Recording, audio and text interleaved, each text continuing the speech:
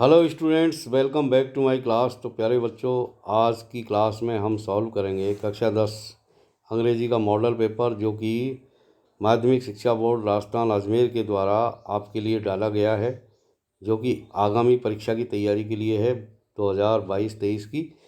तो यहाँ पर हम सॉल्व करेंगे question number 2। Read the following passage and answer the questions given below. तो यहाँ पर ये एक पैसेज है, इसको हमको पढ़ना है और पढ़ करके नीचे दिए गए प्रश्नों के जवाब देने हैं। तो आइए शुरू करते हैं। फ्रैंकनेस फ्रैंकनेस में be among the most over rated of virtues. यानी फ्रैंकनेस जो होती है वो अधिकांश जो ओवर रेटेड वर्च्यूज है, कहने का मतलब जो वर्च्यू होते हैं, जो गुण होते हैं ओवर रेटेड, यानी अहंकार से भरे हुए गुण, उनमें से एक होती है फ्रैंकनेस। And here's Y. और यहाँ हम देखते हैं कि ऐसा क्यों है। बिकॉज, क्योंकि अनरेस्ट्रिक्टेड एंड अनफिल्टर्ड फ्रैंकनेस, यानी ऐसी फ्रैंकनेस, ऐसी भाषा की स्पष्टता जो अनरेस्ट्रिक्टेड, यानी जिसके ऊपर कोई रेस्ट्रिक्शन नहीं है, किसी तरह का कोई बंधन नहीं है, और जो अनफिल्टर्ड है, यानी जिसके ऊपर कोई लगाम नहीं है, वो इज ए रेसिपी, वो एक तरह की रेसिपी होती है फॉर ब्रेकिंग रिलेशनशिप, संबंधों को तोड़ने वाली। इवन द क्लोजेस्ट वंस, यहाँ तक कि अत्यधिक घनिष्ठ जो संबंध है वो भी टूट जाते हैं। सच फ्रैंकनेस, इस तरह की फ्रैंकनेस, इज अंडरस्टैंडेबल, समझने योग्य होती है, एक्सेप्टेबल, स्वीकार करने योग्य भी होती है, एंड इवन क्यूट, यहाँ तक कि बहुत सुंदर भी लगती है, only in children under the age of 5, ऐसे बच्चों में जिनकी एज 5 साल से नीचे होती है।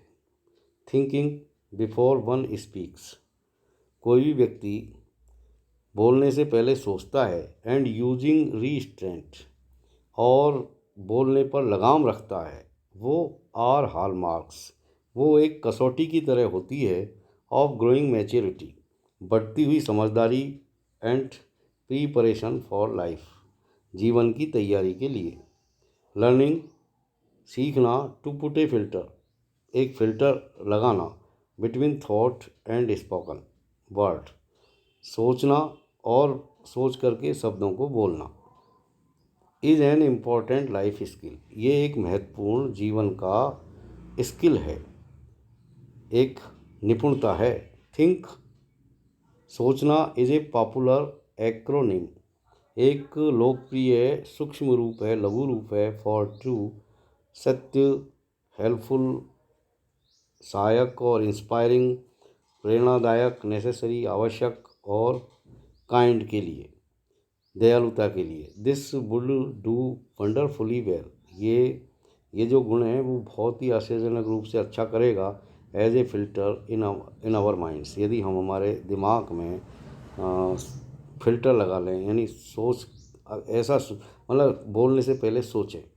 It is good to speak what is true, यानी जो सत्य है, यानी सत्य को बोलना अच्छा होता है, but only along with the other attributes, लेकिन दूसरे एट्रीब्यूट्स के साथ, इन द एक्रोनिम, सूक्ष्म रूप में, पर्टिकुलरली, विशेष रूप से, द लास्ट वन, जो अंतिम बात है, जो कि काइंडनेस है, यानी मधुरता है, दयालुता है। In the righteous glow of speaking, speaking का जो राइटियस ग्लो है, जो सबसे अच्छा ग्लो है, वो है व्हाट वी सी, जैसा कि हम देखते हैं, एज द ट्रूथ, जैसे कि सत्य है, we often to be kind, हमें प्राय काइंड होना चाहिए। बी ब्लर्ट आउट ट्रूथ्स, हम सत्य को निकाल देते हैं मुंह से, even when it is totally unhelpful, जबकि ये पूरी तरीके से, यानी ऐसी परिस्थिति में जबकि ये पूरी तरह से अनहेल्पफुल होता है, एंड अननेसेसरी होता है टू डू सो, ऐसा करने के लिए, यानी जब ये बिल्कुल पूरी तरह से अनावश्यक होता है और सहायक भी नहीं होता। Let alone inspiring, too often, प्राय, अधिकांशतः, सच ट्रुथ, ऐसे सत्य, टेलिंग, जो हम कहते हैं, इज़ डिस्ट्रक्टिव, वो विनाशकारी होते हैं, रादर देन नोवल, अच्छा काम करने के। ओनली दोज, सिर्फ वे लोग, हु डू नॉट केयर, जो परवाह नहीं करते, अबाउट द कंसिक्वेंसेस, परिणामों के बारे में, can afford the luxury of speaking their minds यानी मन की बात को कहने की जो लग्जरी है उसी को अफोर्ड कर सकते हैं, whenever and wherever they please. और ऐसे लोग कहीं भी और कभी भी जो है मन की बात को कह देते हैं, चाहे वो दूसरों को अच्छी लगे चाहे बुरी लगे, इस बात की वो परवाह नहीं करते।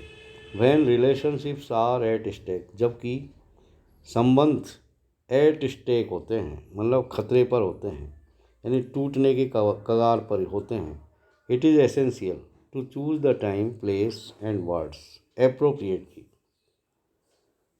यानी हमको उपयुक्त शब्द, स्थान और समय का चुनाव करना चाहिए। ये बहुत आवश्यक है, एसेंशियल है।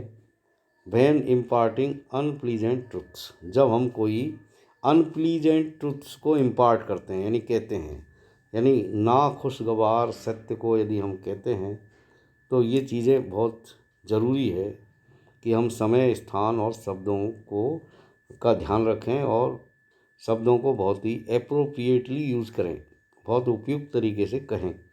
एंड इवन देन, और फिर भी ओनली व्हेन, इसके अलावा ऐसे शब्द या ऐसा सत्य जो हम कहने जा रहे हैं ये तभी हमको कहना चाहिए व्हेन एब्सोल्यूटली नेसेसरी, जब ये वास्तविक रूप से ज़रूरी हो, and with the utmost kindness, और कहते वक्त हमको बहुत ज़्यादा मधुरता और दयालुता का भाव रखना चाहिए। स्पीकिंग विदाउट फोर थॉट, यानी पूर्व में सोचे बगैर ही बोलना, can be even more dangerous, ये ज़्यादा खतरनाक हो सकता है इन अदर सर्कमस्टेंसेज, अन्य परिस्थितियों में। फॉर एग्जाम्पल, उदाहरण के लिए, when someone has entrusted us with a secret, और ऐसी स्थिति में जब कोई व्यक्ति हमारे ऊपर किसी गुप्त सीक्रेट को लेकर के हमारे ऊपर विश्वास रखता हो, जो कि ए साइन ऑफ मैच्योरिटी, ये एक तरह का साइन होता है मैच्योरिटी का, समझदारी का, is the ability, a sign of maturity यानी मैच्योरिटी का जो साइन है, कहने का मतलब जो समझदारी का जो चिन्ह है, जो पहचान है, वो है ability to keep a secret, किसी भी सीक्रेट को, गुप्त बात को अपने मन में रखने की योग्यता।